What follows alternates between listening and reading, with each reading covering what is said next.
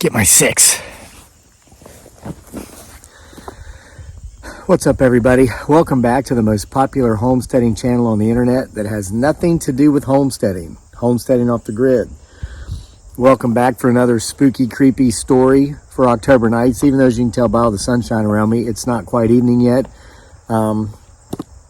Things have been getting so spooky up here lately. I wanted to do a couple here when I have more daylight, so I'm not chased out of the woods by God only knows what. So with that said, make sure to watch behind me for God only knows what. Him, her, it, or they, or anything else. So I'm reading a story out of order here today because it's not October 26th, but this story comes from October 26th, from October Nights, Part 1, 31 Tales for the Halloween season. And all these books are available on Amazon in print or Kindle, or you can get autographed print copies through our Etsy store. The links to both places are in the description box below. This is a very special story to me. It's a story called The Writer's Wife. They say that behind every great man there stands a great woman. I always thought that was lip service. I always thought that was just talk. And I don't claim to be a great man. I claim to be someone who is clearly successful in my field and who's beaten some odds and done clearly quite well for himself and his family, and it's because of that family is why I've done well. I've often believed that behind many men who could have achieved or could have accomplished or who could have done some great things, there was a bitchy, whiny, curmudgeon-y, negative, pessimistic woman that kind of held him down, and vice versa. A lot of negative, pessimistic, loser mentality men have held a lot of great women down. Okay, so it goes both ways. This isn't a he versus she thing, battle of the sexes. It's like, we've heard it said that life is what we make it. No, that's not true. An old man told me years ago, life is what we and those who we allow into our lives make it. I was married before. I was married to Dearly, and I was in a relationship where I was berated, ridiculed, insulted, told how much I sucked and why I just couldn't, why I didn't, it's terrible. And it came to fruition. Life was miserable. I was not successful, even though I had every capability to be. I worked in the financial services industry. I should have been making a ton of money, but that wasn't the case. And in my ex-wife's defense, I was not the best husband either. She could have been so much more than she was when she was with me. It was a toxic relationship that should have never been. Now with my wife Dearly, well, this story is I'm gonna let the story tell itself. But I never dreamed I could be so happy, so content, live a life so filled with so much joy. I'll tell you, I see people in toxic relationships and I can relate because I used to be in one. And now that I know the other side, now that I know what it's like to be married to my absolute best friend in the world who supports me, I could never go back. And my heart goes out to those folks who are afraid to leave those toxic relationships because there is a better way. And I'm going to end up with this. I'm going to get straight to the story. A lot of times, Dearly and I get judged. I mean, she's 15 years younger than me. She's gorgeous. And yes, she's from the Philippines. She's Filipina. And a lot of times, when we're in the Philippines, people just flat out tell us that she's only with me for money. Here, it's insinuated in the U.S. They're a little more passive-aggressive about how they insult you here. They're not as direct. And, of course, we hear whispers. And kids are so honest, aren't they? Hi, Coach. And some of the kids will say things that I know they're repeating from their parents. So let me tell you, she's not with me for the money. When we got together, we were both third world poor. But what I will tell you is that we have what we have today. We are wealthy because she's with me. Pay attention to that. She didn't get with me because I was rich. But because she's with me today, we are wealthy. And let me point out the difference to you between being rich and being wealthy. Rich are the people who have the most stuff. People who are wealthy are the folks who have the less needs. There's nothing that we need, and anything we want we have. So we consider ourselves to be truly wealthy, and it's because of her. So, as she would say, with no further ado, let's get to the story. The Writer's Wife. But before we do that, the old man must put his old man reading glasses on. Okay. This story is true. It has nothing to do with Halloween, perhaps, other than the fact that if it hadn't happened, you wouldn't be reading this collection of Halloween-flavored short stories right now, or me reading them to you. Plus, ironically, it does begin in October. October 2011. I'd gone back and forth from the Philippines to the U.S. a few times, all in ill attempts to grab and retain virtually any form of gainful employment in the U.S., which would allow me to bring my beautiful bride, dearly, and our then only months-old son, Daniel, to the U.S. with me and give them the best possible life I could give them. The long and short of it is that it didn't work out. I had several strikes going against me. One, it was during the Great Recession. Two, I'd previously been a securities dealer and my Series 7 securities license had lapsed while I was away fighting a war in Iraq. And no, that carried no leverage when trying to get on with any of the firms I called on after I got back. People don't care. Three, I was strung out on more dope by way of the Army Hospital and Veterans Administration after sustaining several injuries in Iraq, which led me to taking anything I could get my hands on, all of which made me not quite the guy at the top of anyone's hiring list. Out of options, I wasn't about to stay in the U.S. alone and send money back to take care of my family and hope everything worked out. You see, my wife and son were living in Mindanao, the southernmost island in the Philippines, an island riddled with multiple terrorist networks who specialize in kidnappings for ransom. And since my son was half white, he had a huge target on his head at all times. It was very common in Mindanao for people to keep their eyes on children whose fathers were from the West, and even taxi drivers who were not part of any terrorist network would kidnap these kids once the fathers left the country, viewing it as easy money. Nannies and housekeepers did it all the time. I went back to Mindanao to be with my family. At least if I were there, someone would have to go through me to get to my son. And let me tell you, that translates to someone would have to kill me to get to my son. And just as the terrorists in Iraq had found out, I don't die easily.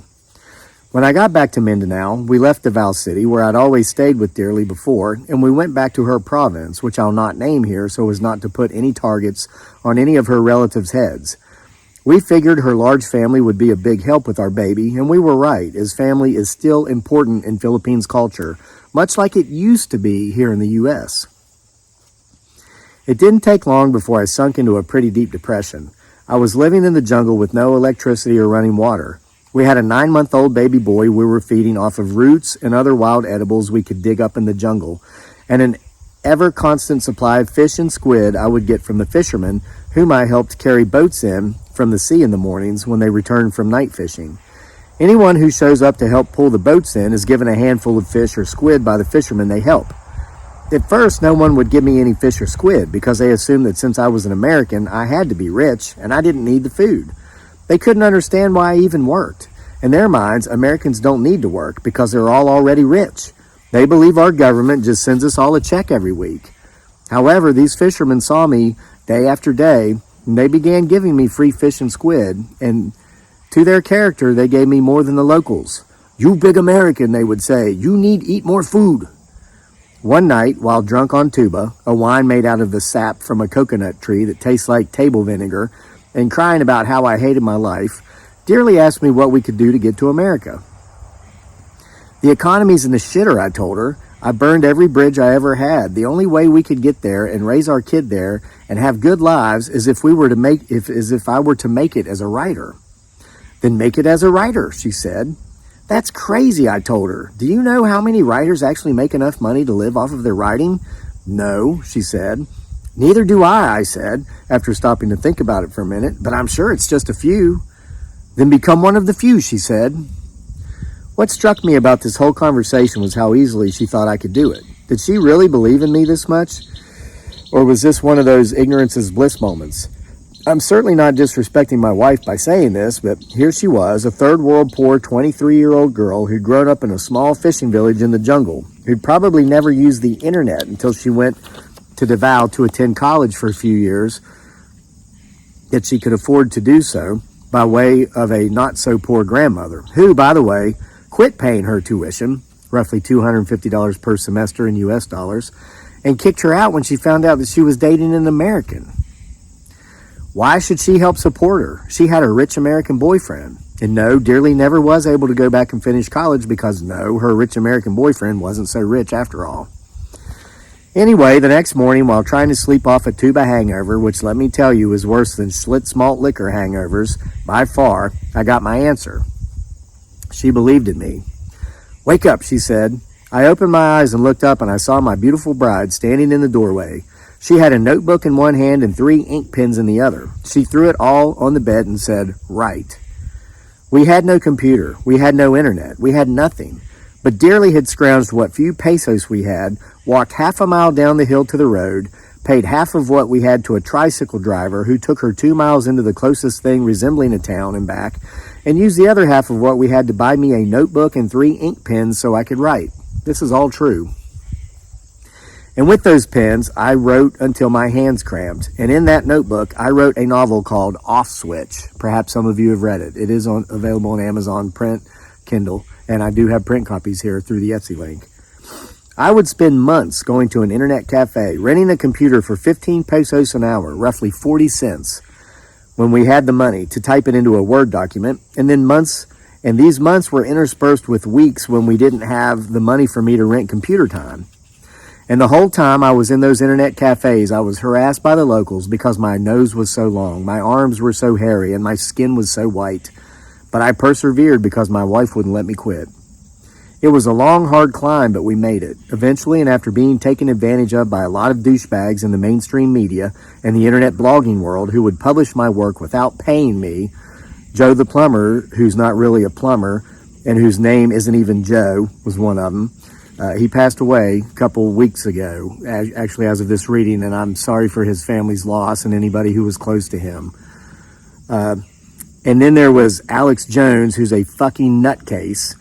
He's a lunatic. And it's if there is a hell, he will burn in it for what he did to those kids and those families who got massacred while he's still living the fat cat rich life and hiding his assets. Tell you, I worked for some scumbags.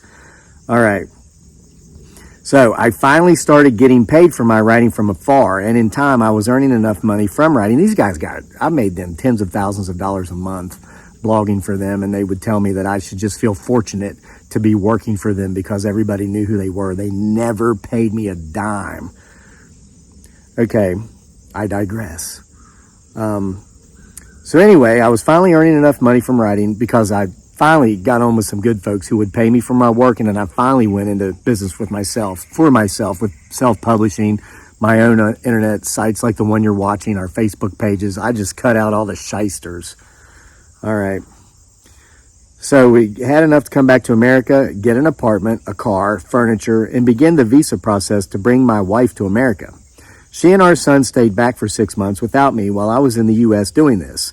I moved them across town once in Mindanao when we had confirmed a kidnapping plot on my son. And when we got word of another, I moved them to Manila, where they lived for 3 months alone until I returned to be with them for another 6 months before we came to the U.S. to live happily ever after, which is exactly what we've been doing these 7 years later. The reason I'm writing this story and including it in this anthology is because my wife, Dearly, and our son Daniel deserve to have this story told, and they deserve to have it preserved. The only reason I'm alive right now, the only reason I didn't drink and drug myself to death, or like far too many other veterans with PTSD, like myself, the only reason I didn't commit suicide is because of Dearly and Daniel. These two people, my wife and our son, literally loved me back to life. Off Switch was never meant to be a novel. It was meant to be a suicide note. When I sat in that little bamboo shack alone because Dearly would take the baby to her mother's, allowing me time to write without interruption, I fully intended to use that notebook and those ink pens to leave my note, the one they'd find and cry about and ask themselves why they hadn't done more, etc. But it became a book. It became a book that allowed me to let it all out. It became a book that allowed me to begin healing. And Dearly's belief in me was the seed that grew into a mighty oak's worth of healing. Nearly 10 years, as of this writing, has passed. It'll be about 13 years now, since that day in October when I moved into the deep, dark jungles of the Philippines with a hungry baby and a hungry woman and a hungry belly, convinced I would never see the U.S. again. Today, we own a piece of property nestled in the beautiful Blue Ridge Mountains, just outside of Charlottesville, Virginia, that is bigger than the entire neighborhood in which I grew up. We live in a house on our property that is far too big for the three of us and a far cry from that little bamboo hut in Mindanao. We have a pond full of fish, bass and sunfish, catfish in there too. We have gardens and we have fruit orchards that we planted ourselves. Hell, a couple of months ago, we went out and bought ourselves a brand new pickup truck. That's actually been a few years ago now, but it still looks and runs like it's new because we take care of our stuff. Oh, and yes, we have running water and electricity now too. Today our needs are met and we want for nothing. Our cups runneth over, and all credit, aside from being given to God, is also to be given to one person and one person only. And no, it's not me, the writer. It is the writer's wife. The end. So, if I could pass on any wisdom from that experience, you're worth it. You are worth what you're worth. You are worthy. If you've got, people were taking advantage of my writing, I left them behind. I still wouldn't be here. I'd still be writing for douchebags who were shysters and scammers and taking advantage of me. But back to what I said originally about relationships, I know people who are married, who are in relationships so terrible they can't stand to be together. They'll go to the same place in separate cars. If the husband's home, the wife makes sure to be out. If she's coming home, the husband finds a place to go. There is such a thing as marital bliss or relationship bliss, even if you don't make it legal with a contract. And it is so worth the misery of the other way.